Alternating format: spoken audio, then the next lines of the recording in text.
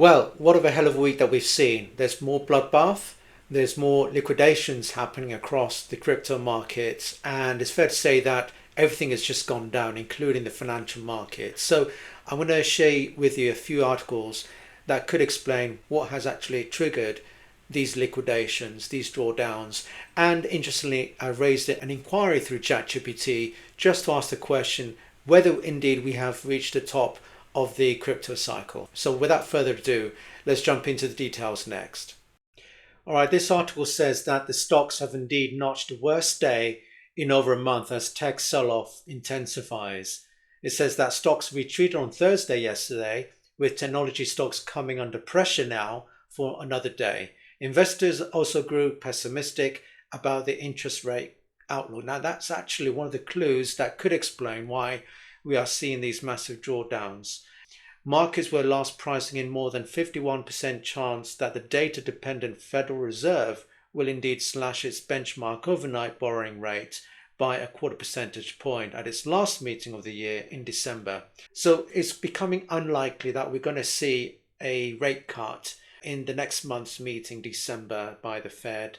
And that another possible reason is because of the repercussions of the US government shutdown. It's just been recently reopened. I think it was yesterday where Trump made that announcement. So really, this could be the reasons why we are seeing some pessimism, drawdowns and liquidations in the marketplace at large. So this next article says that crypto crumbles below 100K. I think it's around $96,000 as the time of this recording. It says that Bitcoin fell back again Thursday, the price plunging below 100,000 after the noon hour on the East Coast. The odds are increasing that the 2025 highs won't be revisited this year, said one analyst. Thanks to the government shutdown, liquidity has evaporated from markets in recent weeks, said another analyst, but that's about to reverse. So let's look into this chart that I regularly keep a close eye on just to understand the extent of the bloodbath in terms of the crypto liquidation. So this is a rather useful resource from coinclass.com/liquidation data. It gives you this rather interesting liquidation heat map, and it says in the last 24 hours, almost 250,000 traders were liquidated. The total liquidations comes in at $1.1 billion. You've got the majority of the liquidations. The long in liquidations are noted in green, with Bitcoin being the largest of the longs. And you've got a few that are shorts liquidations. So I have explained the differences between longs and shorts, but it's fair to say that given that the perception of investors and traders particularly that we have reached or close to reaching the bottom, we are seeing that there is still an oversupply of long liquidations, thinking that the reversal is going to happen, which hasn't, which explains why we've seen these sharp liquidations on the longs more than the shorts, right? Because we haven't actually continued to go up, it's continued to go down. So that's why the longs are being liquidated, and that's why the lion's share of the crypto liquidations are happening on those longs. That's what the greens mean on this heat map. And if you move further along at the bottom, you can see Bitcoin and the rest of the altcoins. It's unanimous. It's not just akin to Bitcoin or maybe one or two that you're mostly passionate about. It's across the spectrum where we are seeing a lot of drawdowns across the spectrum. It should just be taken that this is another black swan event that's caused this bloodbath in the crypto markets. And similarly, on the equities and stocks, they've experienced massive drawdowns. Now, let's go back into the next inquiry that I've launched through ChatGPT, where I've raised a question to ask whether we've actually reached the top end of the bull cycle for this current crypto cycle. So this is rather interesting. There's some points that I do agree. It says that we are likely in the latter stage of the crypto bull cycle, meaning most of the major upside is probably behind us, but the final leg, if it happens, may still produce higher highs. It doesn't necessarily mean the bear phase starts immediately, and the macro risk increases the chance of an early top but does not confirm it. So the latter phase means that it doesn't necessarily mean we are in the beginning of a bear market. There is still room for further upside. That's the upshot of this inquiry from ChatGPT.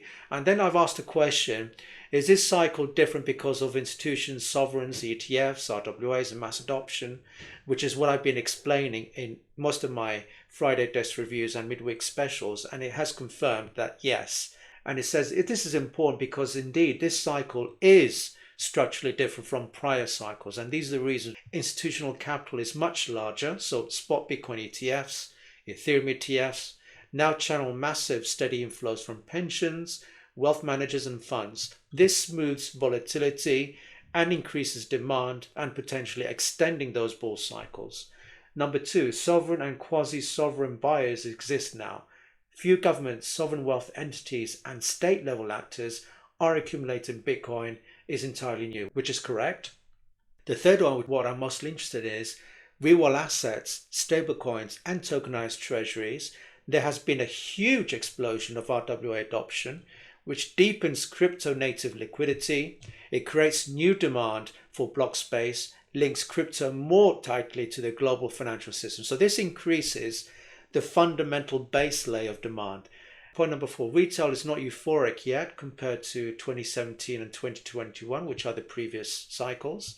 In many metrics, retail mania is rather muted. That typically implies the cycle may not be over. And then lastly, the market is more mature. Again, I agree with this point.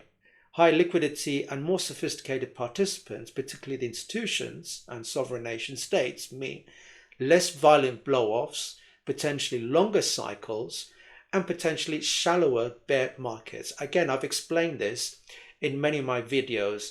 So what I'm trying to say is these are the reasons that I wholeheartedly agree that this cycle is indeed different from previous cycles, and we should take this as a sign of optimism that we're going to be indeed seeing longer bull markets and shorter bear markets, because there are many more nuances in this cycle that we have seen historically.